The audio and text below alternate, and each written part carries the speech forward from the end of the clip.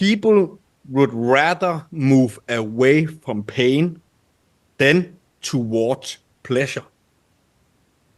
People would rather move away from pain than towards pleasure. So people would pretty much do everything to get out of the pain they are in. Yeah. Grant Cardone 101. Exactly, man. I mean, I'm telling you, Yeah, he's my mentor, right? I One can of them. tell. I Yeah, can tell. I can tell. I have found if I'm in doubt with anything, then I sit and think, what would Grant do? Right. He will make a story. I'm making a story. Yeah, you're And it right. has working for me all this time here. Hi there, it's Darlene. I hope you're doing well. Well, tonight I'm excited. I'm bringing you something very special. Do you remember this video I did showing you clips from Cults to Consciousness, who interviewed Benjamin John here in regards to Grant Cardone? And I was showing you the tie-ins between what the psychological things that Grant Cardone does that Philip also does, the culty things behind it. Well, I've been dying to talk to this man, and I followed him on Instagram, and I've been kind of sneakily following and checking him out, and he agreed to chat with me for an hour and jump on a Zoom call. So I'm going to share that with you here, and we're going to be discussing the various methods these gurus like Grant Cardone and Philip Johansen use to entrap people and keep them happy and keep them motivated and keep them selling for them. And I think you'll find this to be quite an eye-opener. I do hope you enjoy. Yeah, I really appreciated, and I showed to my audience clips of when you were being interviewed with Cults to Consciousness, because they were dealing with a lot of the mind control and, the psychological issues about how these marketers do deal with people. They're people that they, first of all, to sell to get them to buy into their programs, and then to keep them happy and motivated and positive and marketing. And that's what I was hoping that we could talk about today. Yeah, whatever you want to tap into. There's, like I said, there's so much to talk about with this topic, especially in the self-development space and coaching, mentorship. It seems like a lot of the same unethical approaches to business, and also teaching the way they sell and then the way they teach people to sell is it's very bad. It's it's just not the way to treat people. It's very culty, and so that's why it was relevant to that podcast that I did with them. And what's funny about that podcast is, I don't know if you remember me talking about it or mentioning it, but obviously my story recently is with Grant Cardone, but the entire 3+ years I was with him, I didn't realize he was a Scientologist. And it wasn't up until about 8 weeks ago now or so that I watched my first documentary about Scientology, not knowing what it is at all. And so you can imagine, to my surprise, as I started watching that, the connections, direct connections between that organization and Grant Cardone's organization. It was literally just a model and mimic. Actually, I've been watching you do other interviews after that, and you're going, yeah, I just realized this, he was in Scientology, and now it's all coming together as to what he was doing. Yeah, Funny, because so many of the things that you talk about that he teaches or has learned and teaches from Scientology, I'm also seeing in the coaching space as well, as to the, first of all, toxic positivity, but then again, if you decide to leave, that's it, you're gone, don't know you anymore, yeah, yeah, and to that point, I'm starting to realize that the as Scientology calls them, suppressive people, the modern day word for that is haters. And these words like that are just kind of, one of many words or phrases or statements that prevent people from ever having to defend the thing that they claim they're so passionate about, defend the thing that they claim they're confident in. Yes. And I noticed it was quite remarkable, because when I left that organization, I did a very professional and compassionate email sending it to them, and it's all documented, thank God, in my Instagram. But it was just like, hey guys, I'm no longer. What's that? I've watched that and I've read it, and you burning Grant Cardone's picture and everything. Well, if you remember, the email was quite nothing aggressive, nothing negative about it. I was just like, guys, I'm not in alignment with this anymore. I'm just letting you know I'm voluntarily leaving this organization. You can go ahead and cancel my email, stop my Cardone University accounts. I'm not going to be part of this anymore. I'm not in alignment with it anymore. And then I furthermore asked, hey, I'd also love to jump on an interview with Grant Cardone on Instagram Live, just so he can kind of explain to me, why he taught me the things he did, why he thinks it's okay to treat people the way he does. And I think I even ended the email with with compassion or something like that. And Yes. I just got blocked. And it was just like, that's weird. Like if someone had spent hundreds and thousands of dollars with me personally, just the way I run my business is the way I treat people. If they did that and then all of a sudden they sent me an email like that, I would be like, shit, that's messed up that they feel that way. I feel really bad about that. Of course, I'm going to give them the time of day. That's the least I could do for them. And I'm curious, like, where did I, I'm going to take my accountability for myself. Like, how did I come up short on that? What did I, what could I have done better? You know what I mean? There was just nothing like that. It was very easy for them to be like, okay, well, let's block this guy. Yeah. And that was really weird. That was like one of the last red flags amongst the couple dozen that I had amongst the few years I was with them. But that was really weird. Exactly. And I've seen that whole cancel culture thing too. Like the people that I'm following, they all advertise, well, not advertise, but they all do these 7-second videos on Instagram. And then they'll come back to the group and say, what do I do when I get hit with these hard questions? Well, they won't call them hard questions. Well, they will. And they say, why, how do I deal with that? And rather than discussing how you can talk about how our group isn't like that or anything like that, is just block, move on. Yeah, delete the comment, block the person, move on. They Yeah. can never the actual points. Yeah, and a lot of that's just false confidence for one, but the other thing is like why I think it's fear of them actually being exposed. I've never really seen Grant Cardone on all the interviews I've seen have like a genuine, authentic conversation. I feel like after all the talking I've heard him do, all the times I've seen him, I still don't even know him as a person. I still don't even, it's all regurgitated same stuff over and over and over. I feel like he is such a lost soul. He doesn't know himself. And amongst a lot of the things I talk about to this day is a lot of people don't know themselves. And that's why this, as we called it, middle school, the term you used in the email I read was schoolyard mentality. I've been calling it just like middle school behavior. It's very relative, but that's why that only works on people who don't. That you were talking that on, but I would love if you would describe that. That would be awesome. 100%. So, I talked about lately, and I'm glad that you picked up on that because it's not being talked about enough. But I've noticed that the way people like Grant and the top three people I call out, like Andy Elliott and Wes Watson, the way they sell now is all very childish, immature, middle school type behavior, meaning it only works on people who don't know themselves. And so when you're a child, you don't know yourself. You're still trying to find yourself.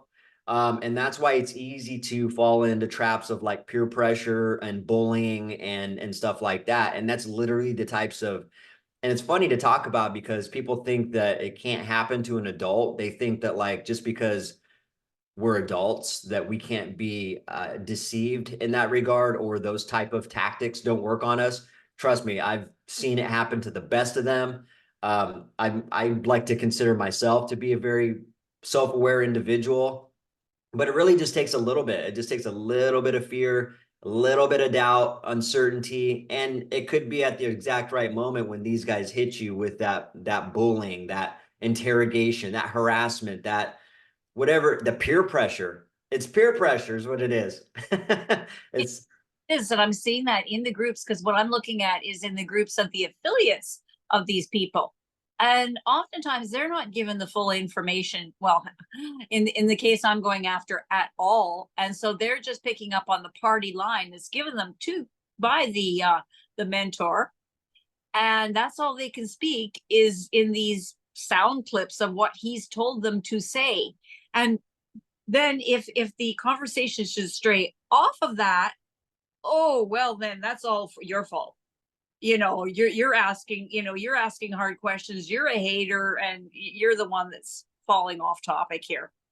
Yeah. You know what's funny? I just had this thought right now. I hadn't even put this part together. I'm learning more about myself even with this entire experience. So when I was a kid, I don't know if you ever picked up on me talking about this, but I was highly misguided. My dad split when I was like 3 years old, so I didn't have much of a father figure in my life. And I ended up looking for, the fear of not fitting in really played a huge part in my life. And I ended up like gang banging at 10 years old. I was in and out of juvenile detention quite a bit, highly misguided, right? Victimizing people. And a lot of that happened because of peer pressure, meaning I fed on this energy that people thought I was crazy, like, holy shit, he doesn't even think twice. He just does this crazy stuff. And I used to hear people say that, and it would feed me, and I would just get in so much trouble over and over and over. And now I realize that whole type peer pressure tactic worked on me as well as an adult, and I didn't even know it. The whole selling, you know what I mean? Like, because Grant has a saying called commit first, figure the rest out later. Very relative to the way I operated my childhood life. I did not even think about it. I just did it. And I always ended up getting in trouble because of it. But that's crazy. I just made that connection, that like that whole middle school mentality of like, just do it. Don't even think about it. That can get you into trouble. And although that could sometimes help a person, it's very subjective and circumstantial. So you got to be careful with that stuff. You just made me make a connection too, because the misguided mentor that I'm going after right now, Philip Johansen, one of the things he says is don't overthink it. So he'll, in the Zoom call, he'll give them the okay, here's what we're doing, and here's what you say to people. Don't overthink it. Just here's how you do it. And it's like, okay, so don't question the directions. Just do what I'm telling you to do. Don't overthink it. But if any of us ever did think about why are we doing it this way, what's happening, what anything, then yeah, it's all going to fall apart, isn't it? Yeah. And so my opinion about that is don't overthink it. This is actually how these guys get you pretty good. Because some of these messages are positive in its essence, right? Could be beneficial, could be positive. And I can give you a great example of this. And this kind of goes right into what I talked about a second ago with not knowing yourself. A lot of people, they get into this not knowing themselves. And so that's why out of all the things I talk about, it seems like it comes back to me talking about people paying attention to their intuition and paying attention to their conscience to do the right thing, because that is what gets you in trouble. They ignore the red flags. They ignore what they feel is wrong. And then they overthink it. And so here's an example of how overthinking it could be bad and good. The overthink it part, like, is what you just said, right? Like someone might say, hey, read, this is how you're going to approach people in sales, let's say. Don't overthink it, just do it. Well, in that regard, you should think about that, because this is going to be a way that you treat people and how you treat them. And it's very, if it feels wrong in that moment, then it usually is. And so the only time I would suggest don't overthinking it is a good thing is when your conscience is telling you this is the right thing to do. Like, it's very, very clear when something is obviously the right thing to do. And when you don't know yourself and you're blinded and you're just kind of lost, that conscience to do the right thing is a lot harder to lean into, because you're getting blinded by red flags and temptations and being deceived. So not overthinking it is a great message if, like, you're like, I know this is the right thing to do, so I'm not going to overthink it. I'm just going to do it. But in any other regard, if you're just like being taught something, like Grant's example, right? Like, hey, you need to be in this room. It's a $5,000 ticket to come to this event. don't overthink it. Just do it. Get in here. That is a terrible, terrible way to not overthink it. That's obviously a huge investment. You need to figure out if those people are in alignment. You don't even know what's going on in those rooms. Like, you need to think about it a little bit, right? Yeah. And yeah, I can totally see it in the examples that I'm seeing here is don't overthink it. Especially when you're given marching orders as to how to do things. And they're just basically putting all of their faith in this figure, the guru, the misguided mentor, and not thinking about and not allowing what they know in their conscience to be right. And their conscience goes out the window. And then it all trains into this whole money culture is if you're not working your butt off, if you're not trying to make a ton of money, then you're not just letting yourself down, you're letting your entire family down because you could be making money that could help them by following our method, basically. Yeah, that whole thing, that's bullying. That's part of that bullying. It's like, hey, you're letting your family down. Your bank account's low. You're operating at low levels. You're fat. You're this. You're thinking small. All that is just middle school behavior. Like, it is really meant to make somebody feel this small so that they idolize you. Like, okay, you must have the answers. You're right. And you start thinking, and then now we're talking about like that whole Stockholm syndrome concept that I talk about quite a bit. It's like, okay, you mention that, please, because that I found riveting. I had never thought of that before.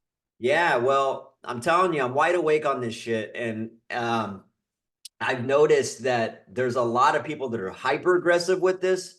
And then there's some people that are kind of under the radar with this, but I've been pointing this out quite a bit. And essentially what I've noticed is that sales and business, some of these aggressive guys that I've been calling out, they really just are kind of structuring the relationship like Stockholm syndrome. And again, I didn't know the history of Stockholm syndrome until Matt Cox elaborated on it. So that was quite fascinating. But for those of people who don't know, Stockholm syndrome is essentially when someone, to my knowledge, I don't know the definition of it, but from my knowledge, it's when someone is kind of, oh gosh, they're like manipulating you, brainwashing you, hurting you in a sense, but also taking care of you, or at least leading you to believe that they're taking care of you at the same time. And in that process, you end up becoming an advocate for them. You end up, you end up kind of believing that what they're saying to you is true. And you end up essentially becoming part of their message, their agenda, because you are led to believe that they actually care about you. And this whole, it's basically tough love gone bad.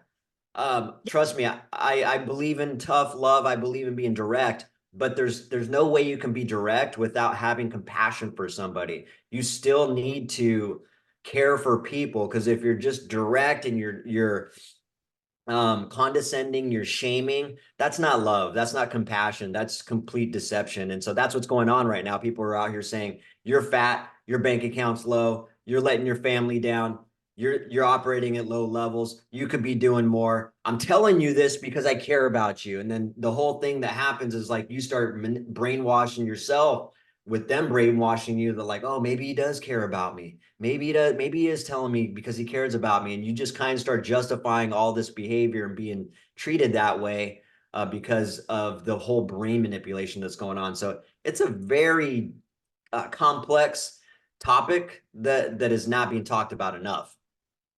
Exactly. And that's what I'm seeing now with excuse me, my cat has to come and say hello. I love it. Yeah. Oh dear. And these people are constantly told that if you're not trying hard enough, if you're not making those sales, if you're not out there doing this and hustling, then you are the low achiever. And what kind of coach, as you say, you're fat. What kind of coach says that to their people? Oh, it's just to motivate them. But as you say, it's like Stockholm syndrome, where you're this captive and you're starting to actually identify with your captor and fall in line with what they want you to do. And it's crazy. And then you get the whole group mentality where you've got this whole group of captives. They're all going, oh, okay, yeah, we need to follow this and do this. And if you don't, then you are the low achiever. You are the one that's stepping out of line. So Yeah. And then it's even more intensified with the group mentality and the community that's being built. Because if you got, it's one thing if it's a one-on-one relationship with somebody and they're that whole Stockholm syndrome aspect and it has been created, right? That vibe.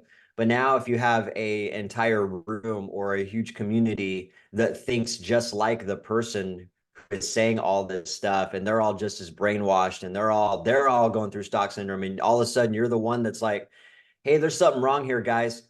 Now all of a sudden you're gonna be turned on. You're going to not fit in with that community, and you know, that's a scary thought for humans, is not being able to fit in with the crowd. And that's also what gets people into problems. You know, that was part of what got me into problems and into juvenile detention quite a bit as a kid as well, is just wanting to fit in, wanting to be part of something.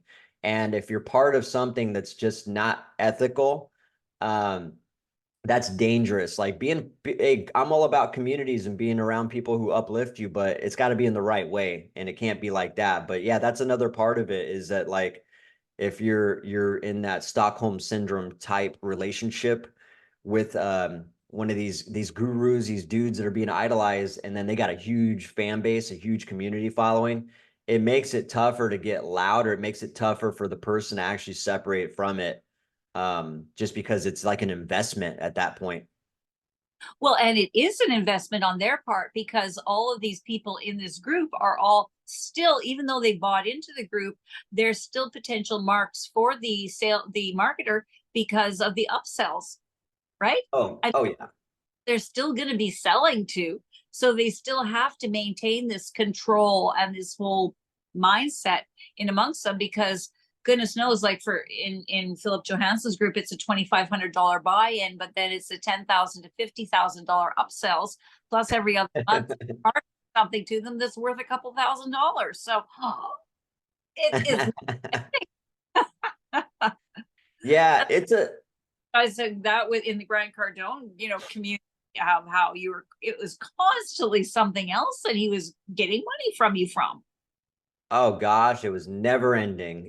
There was always another level. It doesn't matter if I bought a $40,000, $20,000, $10,000, $5,000 program, which I have bought all those. It was just never enough. There was always another level. And it's funny you said that, because they all operate the same. There's a guy out there called Rudy Moyer over in the Tampa area.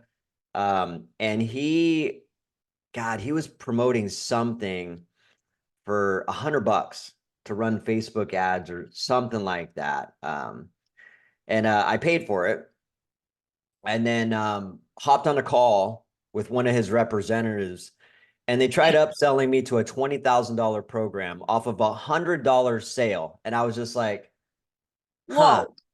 Yeah. And I was just thinking, I was like, guys, I didn't hop on this call. I didn't spend $100 expecting to hop on a call to get upsold for 20K. I was like, plus I already have everything I need. At that time, I thought I did. I was partnered with Grant Cardone, and I was telling him all that stuff. And then it was funny, just the whole vibe shifted once they'd found out, like, oh yeah, okay, well, he's not spending any money with me, and so we're gonna go ahead and wrap this call up. I never did get what I even spent the $100 on that they claimed they were going to give. So not only did I not get, they were upset I didn't take the $20,000 upsell, and then whatever $100 offer they were making, they never even followed through with that. And I confronted the guy, actually the owner of that company. I seen him at a Grant Cardone, the last 10X event I seen in person. I was telling him, whoa. yeah, I was telling him that, and he just kind of brushed it off. I was like, one of your guys, tried to sell me a $20,000 upsell off the $100,000 ad, and he was just like, oh yeah, who was it? And he was like, I don't know who it was, man. He was like, yeah, it kind of sounds like him. And it's just this whole disregarding and this brushing aside stuff. But yeah, it's quite remarkable how big of a jump they try to. It's really just to get you in the room. That's the whole thing about GrowthCon is too. if you've noticed that the tickets have gotten a lot cheaper to get in the room. Well, it's like, you know, once you get in the room, you don't realize he's actually making fun of you. And who was talking about this? Matt brought this up, and I'm so glad he did, because I've been in the room several times when Grant does this. He will literally make fun of the people in the back of the room and try to pressure them and shame them and say, Oh because my God. because the people that are in the front paid $10,000 to $20,000 for those seats. And so he's thinking, you guys in the back there, you guys are operating at low levels. Your goal should be to get up here in the front row with all them, and making everybody feel small. And they're like, they paid to get in that room. It's crazy. Oh, that is crazy. Yeah. But have you ever heard of Legendary Marketer? Mm-mm. Okay. No. Well, that's a $7 course. So I just say it's a very small amount, but as I say, once you've opened your wallet, put your credit card down for an amount, any amount, Right. then means that you could buy from there. And then the next step is $2,500, and then it goes up and up and up from there. So yeah, as you say, the bar to entry can be very low, but it's just to see if you will open up your wallet and pay that first little bit, right? And then one thing I've noticed is the mindset training. I'm sure you had plenty of that too. The mindset training that says, okay, you can't stop. You know, you don't stop, which is important if used the right way. Is like, yes, if you start with a program, you try it for a week or two and say, oh, this doesn't work, and then you take off. Well, you really didn't try too hard now, did you?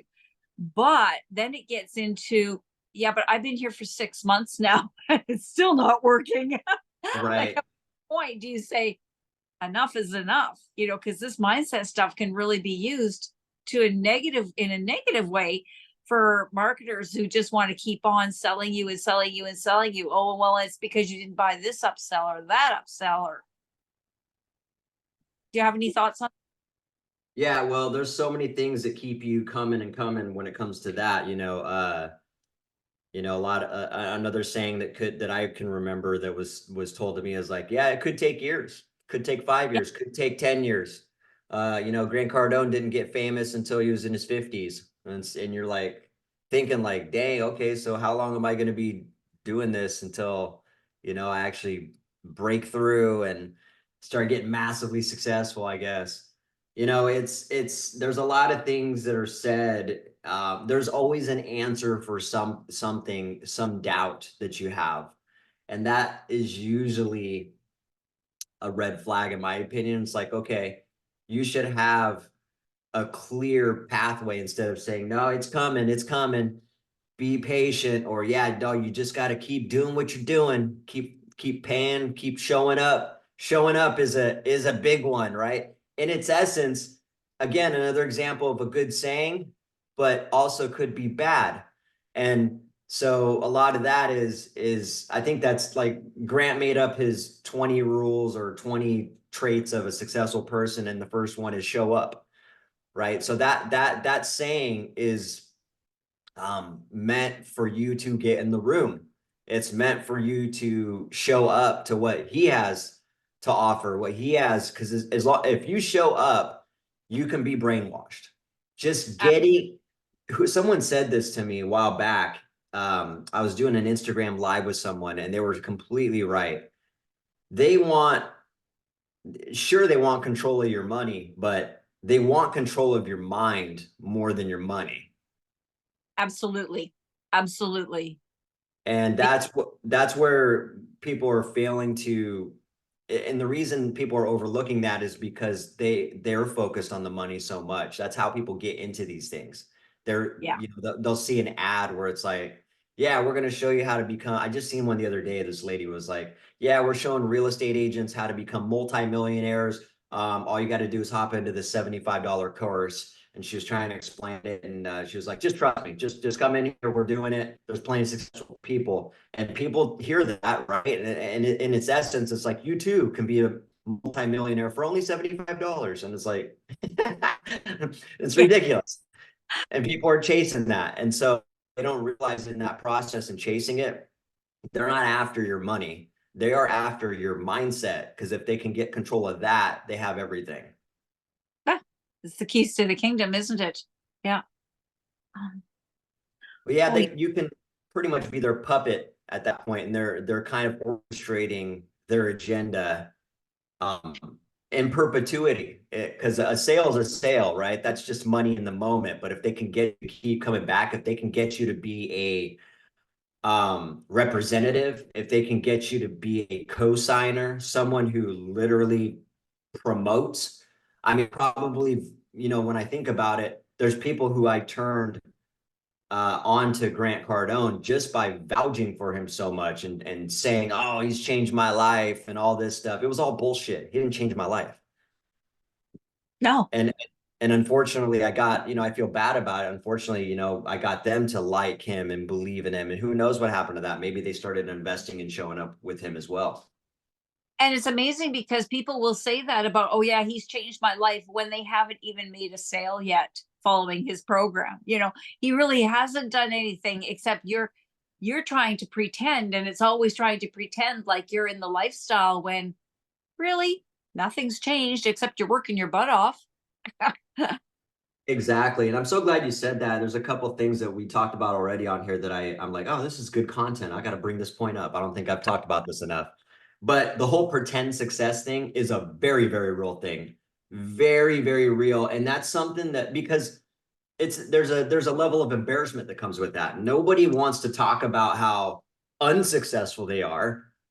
Right. Nobody wants to talk about like, hey, I've been at this for 5 years and still have no results with it. That's not a fun conversation that people like to have. And so they pretend and they like it's better to, put on and, jump on a platform like like Instagram that it makes it very easy for people to create this pretend lifestyle. And it's all bullshit. I promise, like all the people that I know personally in the as just a 10x business coach, just my fellow 10x business coaches, none of them are doing good. None of them are successful. Maybe I wouldn't say none of them, maybe that's an exaggeration. Maybe 5 out of 400, something like that. It's a very small number. And I don't think any of them got their ROI, meaning just the initial return on investment, which was the $25,000 and then the $1,000 annually. I don't think any of them got that return ever, ever, ever, ever. Nobody I know ever got any. I think I made $2,000 total in 3 years on that program. I'm looking at the program that I'm following right now, and it's 4%. 4% of them have actually made their investment back. And most of them have only just barely made that investment back. Of that 4%, have only barely. And it's only like 1 to 2% that have then gone on to actually make some decent money out of it. So as you say, that if you just start looking at the numbers, you think, yeah, nobody's talking about it. It's just something that's, everybody's scared to talk about because it's embarrassing. And, there's a lot of things that come. Again, it all kind of comes back to the same thing, right? If you start talking about that, now you're not going to be part of that community. Now you're not going to fit in. So you don't want to talk about it. It's also the embarrassment factor. It's like, I don't want to admit I spent hundreds of thousands of dollars on something that just isn't working, or that I wasted my time. And then not only that, there's the idolization part of it where this guy's like viewed as like a god, seems to be proclaimed, it's all self-proclaimed, but he seems to be a massive, a multimillionaire, multi-billionaire, whatever. And I'm kind of associated with him. There's that fake third-party validation thing about it. That's all nonsense. You might have noticed that like a lot of people have that. oh, totally. John Maxwell, Tony Robbins. There's a few other people. They all have like a certification program. And that whole concept is to lead people to believe that if you get certified by this person, that now you all of a sudden get a lot of elevated status and credibility and validation. That is complete bullshit. That is a dream that's being sold that does not work, has never worked. Nobody thinks you're any different just by having a piece of paper that says, I am such and such and such certified. Yeah, that and $5 will get you a cup of coffee. It's like, what? It's funny. It's quite funny. And again, I think it all is so relative. It's like I think it's just all connected. That schoolyard mentality that you mentioned, that middle school behavior, immaturity, way of selling, doing business, the fear of missing out, Stockholm syndrome, all of that is just completely interconnected with these unethical ways that people are teaching business and doing it. So that's why I'm so passionate about it. I literally want to change the entire industry. It's going to take a while. Maybe it's not, but I know I'm up for the battle. I'm up against a machine here that's been created in a very large system that everybody's adopted, and with all the things we just talked about.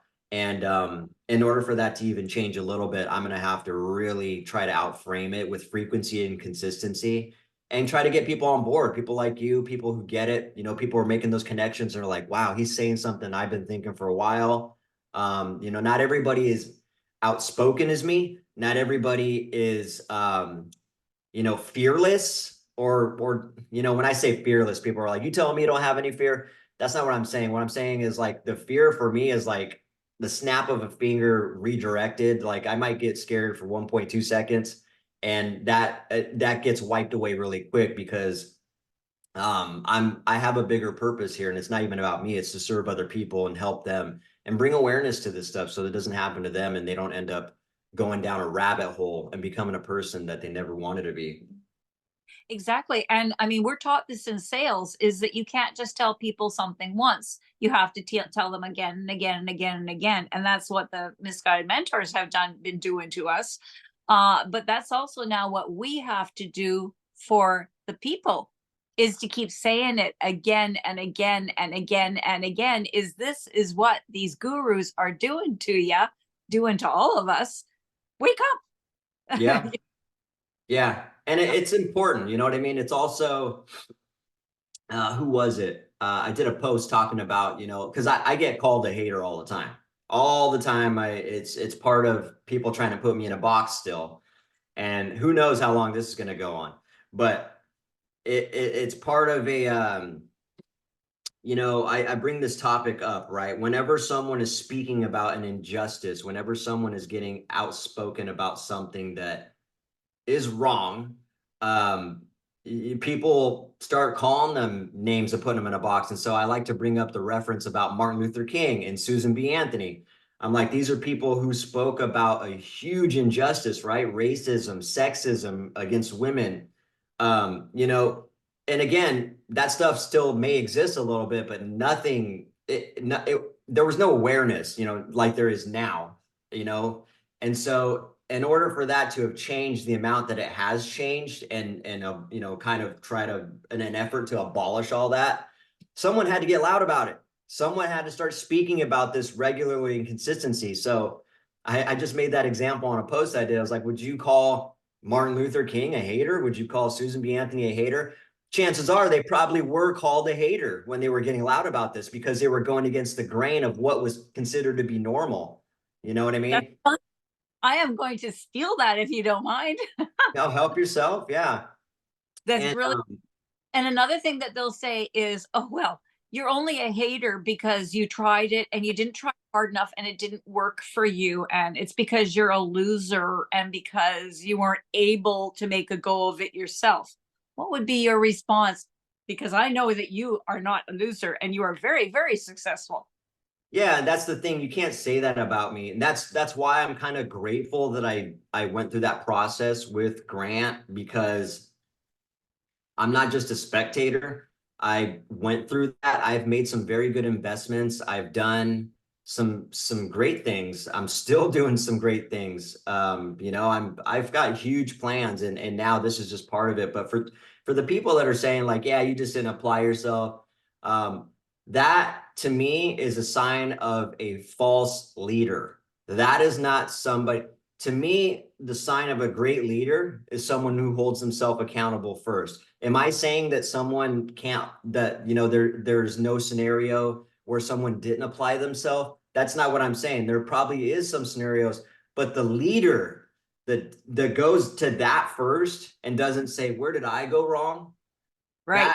That's how you decide. That's how you know if that's a sign of a great leader, is someone who holds himself accountable first. You know, I mean, like I would always go to myself first and say, man, what did I like? What could I have done? How can I help? You know, and kind of dive into me first. I'm not going to turn it around on you and say, well, let's look at what you didn't do. Let's see how you didn't apply this. That's not the sign of a great leader. And so what I would say to the person, to answer your question, that's saying that is like, you're not a leader. So of course you're going to respond that way. You're not a good leader. That's absolutely brilliant, because I mean, their entire messaging before you bought is, if you follow me, these are the results that you will have. If you follow me and you apply yourself. Yet when you go back, and as you're saying, with all these people following Grant Cardone, and you're not seeing anybody having any success, and I'm showing the numbers here showing, hey, no, only the lucky 4% have the success, and really it's only the lucky 1 to 2% that are having success. You know, the lucky 4% have only just barely made their investment back. So if I had a business and only 4% of my customers were happy, am I running a successful business? Yeah. Wow. Right. And I got to bring this up too. Success, that word success. I don't equate success to money. And Right. the fact that people glorify money so much, you know, and I've heard so many things on this topic to where they're like, is he doing anything illegal? Are these people doing anything illegal? How are they ever going to be stopped? If they're not doing anything illegal, then it must be good. Look, to my point about Martin Luther King and slavery and sexism, that was all legal at one point. That's Just right. because somebody is making money doesn't mean that it wasn't done or acquired unethically, and doesn't mean it shouldn't be illegal. And I got to point that out so much, because people get lost in their head and they try to lean. These are ways, this is part of that brainwashing. They're justifying ways in their head that it's okay, so they can continue to glorify and idolize these people and idolize money. Like it's lost. And it goes back to, again, remember I was saying it's all connected, not knowing yourself. Like not knowing yourself means you're not even enlightened to the fact that things that are very wrong can be legal. Like we live in a society where that if it brings in money, a lot of stuff gets overlooked and brushed under the rug, much like, and Grant Cardone's a great example of that, actually, because he, from what I heard, the way he does things in his organization and him being a Scientologist, the normal Scientologist is not able to do the things that he does. Scientology's like, dude, you can't do that. But the fact that he's one of the biggest contributors to them, they brush it under the rug. So even in their own organization, they're willing to turn a blind eye because money's pouring in. That's crazy. So as long as the money's pouring in, it's okay, and it's moral, and it's fine. Yeah. Yeah. Or you can bend the rules a little bit. It's all right. Yeah. That money's coming in. Don't fuck that up. Keep it coming. Just let him do his thing. It's Well, quite one reasonable. is the FT or in the US is at least you've got the FTC that can help, and that with some of the messaging and the advertising and such that's coming out. But I mean, they step in so seldom, and people see it so seldom that they think that they don't even bother thinking about it. Right. Yeah. Yeah. And again, money and ego is the biggest deception, the biggest temptation, and the biggest deception that will blind everybody. That's what blinded me, and that's what I've come to realize most people are allowing to blind them. Like, and this goes back again, that connection thing. This is why people don't know themselves, is because they've taken the temptations, they've gotten blinded, and they just lost who they are. Exactly. Oh, and I saw someone make a comment on your last live, and they're saying, oh, well, I signed up to that course and I found some value in it. Yeah. Yeah. Yeah. And they may have, maybe they're just, you know, in the early stages and whatever, you know, I don't know their situation. Right. Maybe they got value out of it. But you know, I can tell you that you probably haven't spent the amount of time or money I have long enough to find out what it's really about. You really don't know a person or the way they operate their business or their ethics until you really get involved. Like, go ahead and spend a couple tens of thousands of dollars and find out real quick. Get in the room, like show up, follow what they're saying, and you're going to find out really quick how much or how quickly the rug is going to get pulled out from under you. If you make $1,000, $2,000 investment and take a course and it changes you in a positive way, that's great. But I would suggest, you know, that also be aware to red flags going deeper down the rabbit hole, because that's usually how you get hooked, is there's something positive involved with it. You know, there's something initially good. And that's why it's easy to get sucked into some of these, is because they're hitting you with something positive. They got a good message, and but the agenda is to have you chase them for success. That's the difference between a good leader, again, is that a good leader, in my opinion, is going to encourage other people to kind of look into themselves and realize, like, you have everything you need inside of you already. You do not need to chase me or anybody else for it. You shouldn't do that. That's the way I do business, is like, because I have a business and people are like, it's funny because I hear those comments all the time. Like, wait, you became a guru yourself? Wait, you coach people yourself and you're talking shit about this coach? I was already doing that before I met Grant. Like I was on the cusp of already doing that. But now I'm doing it differently. Instead of teaching all that deception, interrogation, manipulation, bullying, harassing, all that stuff I point out all the time, I'm trying to have people start caring about their customers and stop chasing money.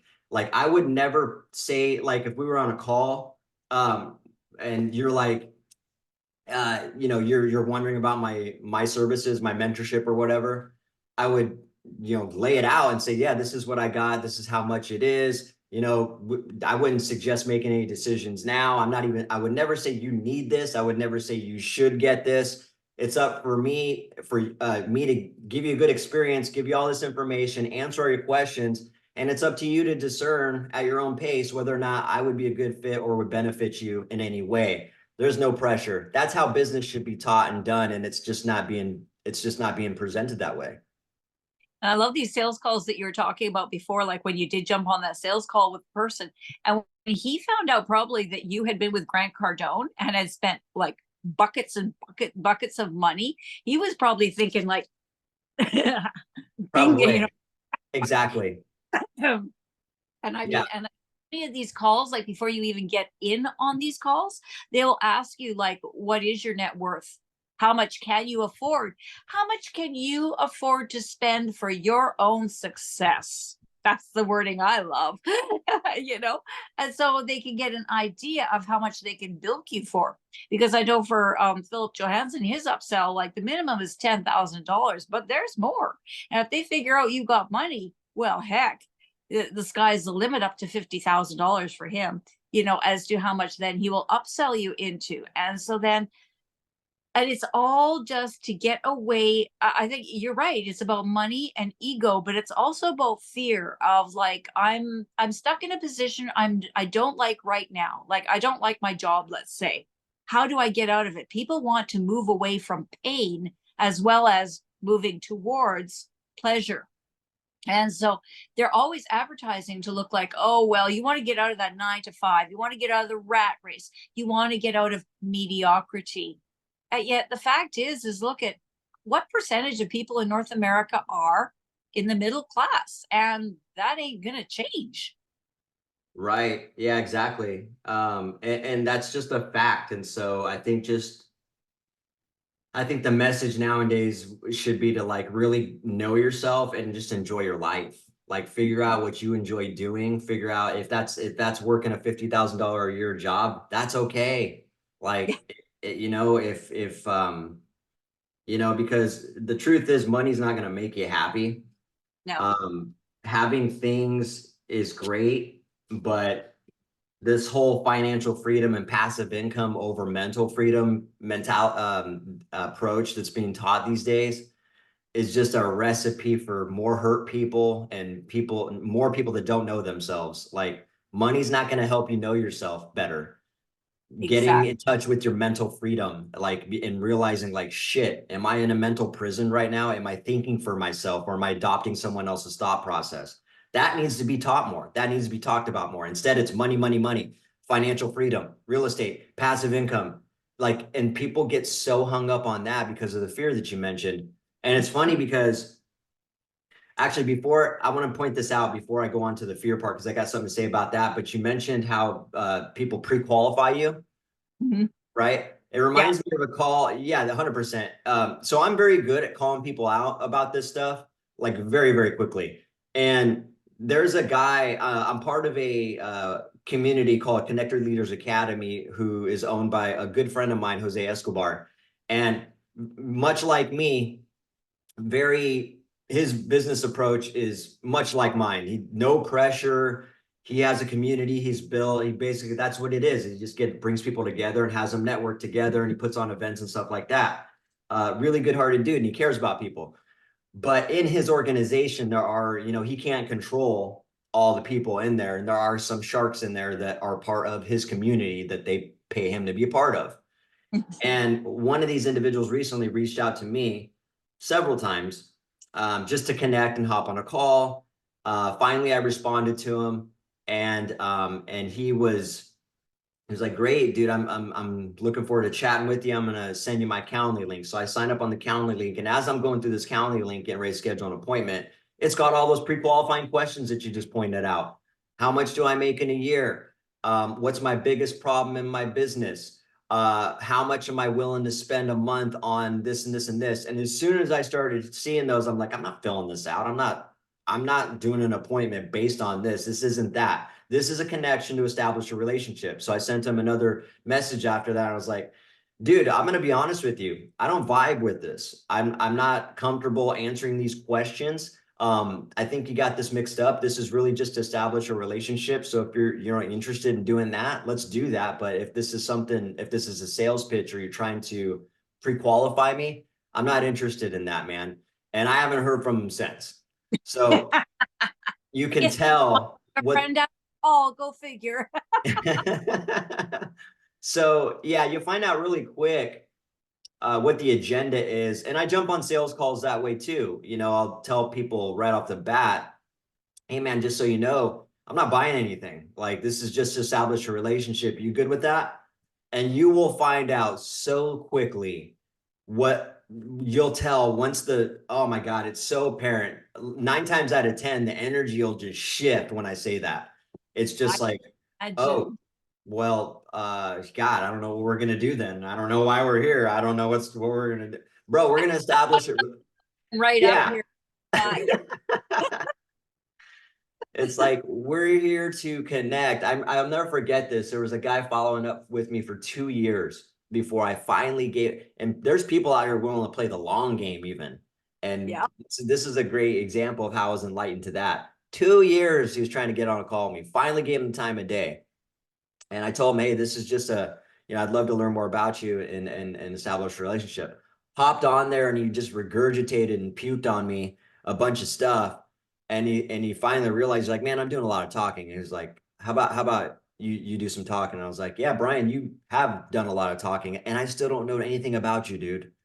I was like, why don't you tell me about yourself? And he was like, well, I don't know what you want to hear. And I was like, well, let me show you an example. And so I started telling him about me and a little bit about, me as a person and what I've been through and something like that, very briefly. And I was like, now, do you feel like you know a little bit more about me, or you know me a little bit better? And he's like, yeah, I know what you're saying now. And so he started talking about his kids a little bit, and you could tell he was not used to that or comfortable with it. It was like almost like being forced, it felt like, to talk about his kids. And at the end of that, he made a comment. He was like, look, man, he's like, I'm not here to make, what did he say? I'm not here to make friends. I'm here to help your business. That's what, and when he said that, that was a red flag to me. I was like, you can't help somebody's business unless you are a friend, man. Like, that's my opinion of it. I don't want to just have business relationships. I want to connect with people on a humane level and really just get to know them. So anyways, I'm sure that was a very interesting phone call for him. He's probably never had one like that since then. Up until that point, definitely never has. So that's how I approach people these days in sales. It's just like, because I want to find out really quick what the motive is. Like, you want a relationship with me, or you just want my money? Yeah. I've seen your website actually. I kind of snooped around. I hope you don't mind. And That's saw what it's your there for. Yeah. like, wow, I don't feel like I'm being heavily sold anything here. And you've even got buttons for like create a friendship or something like that. And I thought, okay, well, that's the sales call, but still. Yeah. And it's not a sales call actually. And that's funny because I'm glad you noticed that because you know, what's funny? I wrote all that copy on there myself, word for word. Ah, okay. Yeah. Because when I had this spiritual enlightening part that brought me to wake up to Grant Cardone's organization. Weeks after that, I called up Bradley's office and was like, guys, I need to change my copy on that entire landing page because there was a bunch of 10x stuff, Grant Cardone. It was riddled with Grant Cardone. And so I was like, I got to change all that. I'm creating relationships. I'm doing free value up front. I don't want the purchase button on there anymore. At that time, you could literally just buy my program with a button and go right to the thing. I was like, I don't want that on there anymore. I just want to be able to establish relationships. And they were just like, we don't have anybody here to do that. Just tell us what you want changed and we'll change it. And I quickly realized then I was like, holy shit, I got to rewrite this entire copy myself. You're Well, creating concept is what you're doing.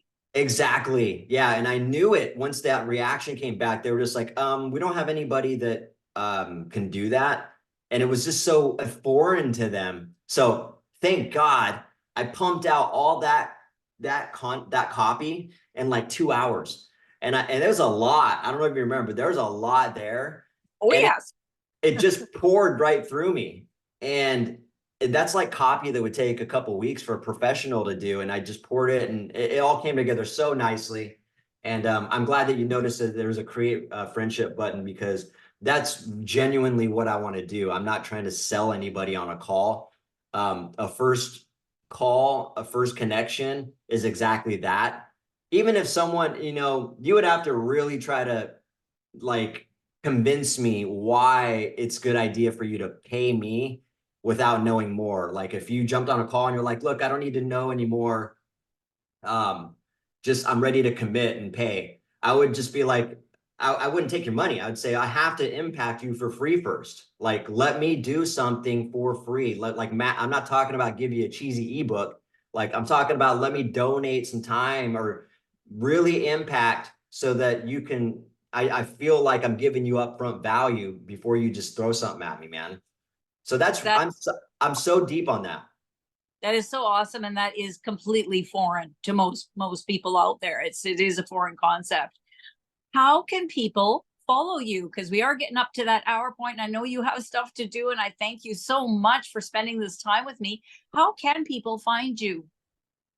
So I think that like one of my most active pages is Instagram. So Benjamin John MIC is my Instagram page. And then a lot of links are in there too. So you got my Facebook link, you got my YouTube link. So you can really kind of branch off of that. I think my website's on there too. Literally every link to access me is on my Instagram. So I usually try to drive people to that because it's the quickest way for me to post content as well. And so you'll get a lot of, you'll get to see what type of person I am on Instagram a lot more because I'm very, very raw. I don't edit my posts. It's just like I have a thought and it just pours right through me. I'm like, I got to get this out right now.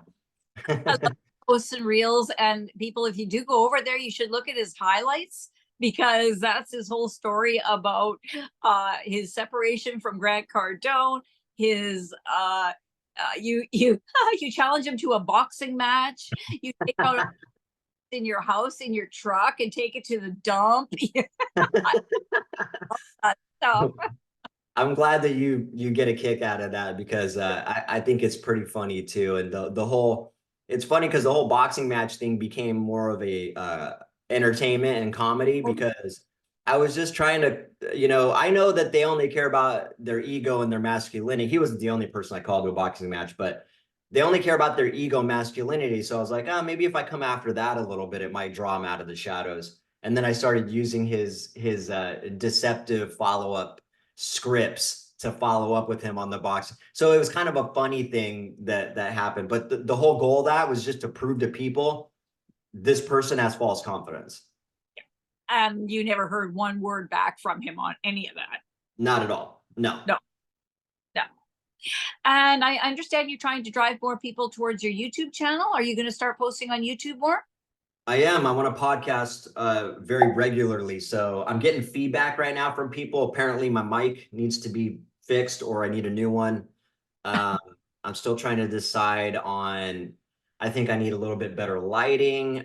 There's these little things, you know, that are going to kind of make my podcast a little more appealing and eye-catching, because that's really what I want to do, not for me, but in order for me, for people to hear the messages I'm saying, I need to catch your attention. I need to make sure that I'm kind of getting them in there so that I am able to share with them my viewpoint on this and shed the light that on these topics that I'm so passionate about. Because yeah, this is a huge, again, like you said, it's a foreign concept. A lot of the things I talk about is very much against the grain of what's being taught and talked about. And so the only way that it's going to get out there is with frequency and consistency. So yes, I want to drive more people to the YouTube channel. And pretty soon here, I'm going to have a frequency and consistency with that and the topics I'm going to do and how I'm going to do it. So keep your eyes peeled on that. I'm super excited about that. As you can tell, I like talking.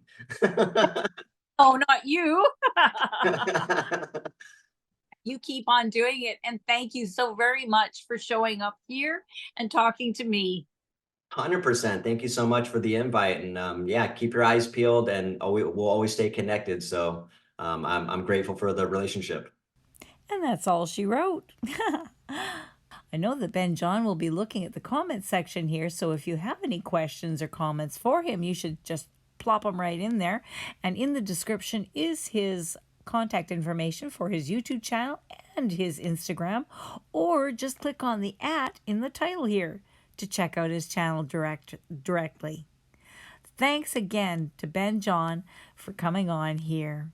You guys have a great day, and tell me what you thought about this. Talk to you in a bit in the comments, okay? Darlene out.